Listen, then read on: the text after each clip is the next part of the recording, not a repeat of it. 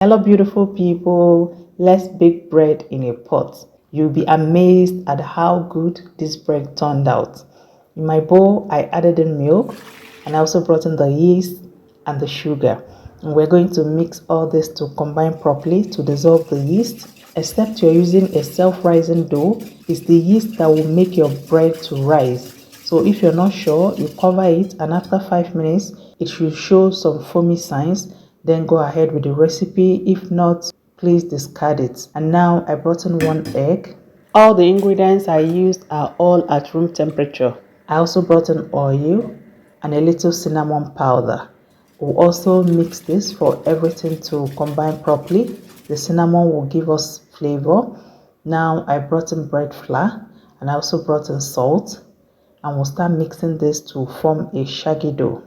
So we all use different types of flour depending on where we reside. If you can't get your hands on bread flour, you can use all-purpose flour, but just bear in mind that bread flour is stronger than all-purpose flour. Now I'll bring this together and I'll transfer it to my work table for easier kneading. If you have a stand mixer, you can use that for this, but I always prefer kneading with my hands. It's therapeutic for me. Initially, the dough might seem sticky, but keep kneading. If it's too sticky, you use your scraper to bring it together.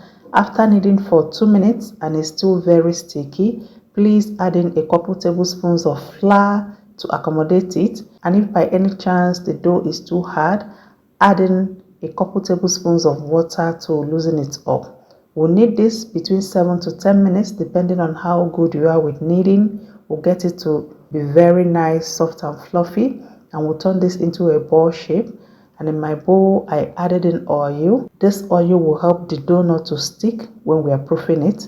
And I'm going to cover this with my plastic wrap and my clean kitchen towel. We're going to leave it on my counter here for up to 40 minutes to 1 hour or until it doubles in size. And this is 40 minutes later. Mine has risen so well. I'll spread out a little flour on my work table and I brought in the dough. Now gently we are going to deflate all the bubbles in the dough, turn it into a ball shape again and flip it to the other side. And I'm going to cut the dough. I cut mine into 8 places.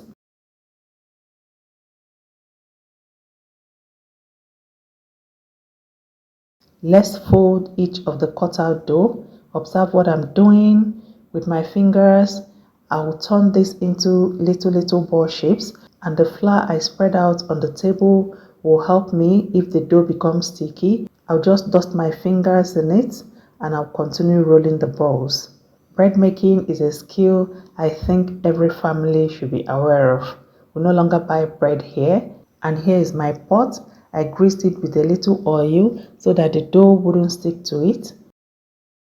And we're going to cover this. For this recipe, we do not need a pot cover that is perforated. That means there shouldn't be any hole in your pot cover, but mine has a hole, so I'm going to cover it with a tape, and I'll cover it also and allow it to rest between 40 minutes to 1 hour. Mine has risen so well. Let's go and bake on the stove top. We'll be using the lowest heat of the burner. Please do not use high heat because this is going to burn so fast. You should cover the pot tightly and bake on very low heat between 10 to 12 minutes.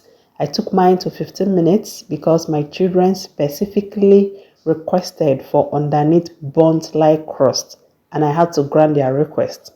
With the help of parchment paper and a flat plate, you flip to the other side and bake for additional 10 minutes. Please use protective gloves. Be very careful at this time, and with the help of the parchment paper, we'll slide the dough in to bake on the other side. But this time around, we are baking the other side for 10 minutes because the bread is more than half cooked. And after 10 minutes, our bread is ready. And when you tap on it, it will make an hollow sound. You could already perceive the aroma all over your kitchen. I'll allow this to cool completely on my wire rack because the bread still continues to cook on the inside when it's out from the oven. And here is our bread, well cooked. This bread came out soft, fluffy, and tastes so amazing. I hope you learned a thing or more from this video. Remember, at Glory Homemaker, we give you value for your time. Thank you for watching and see you in my next video.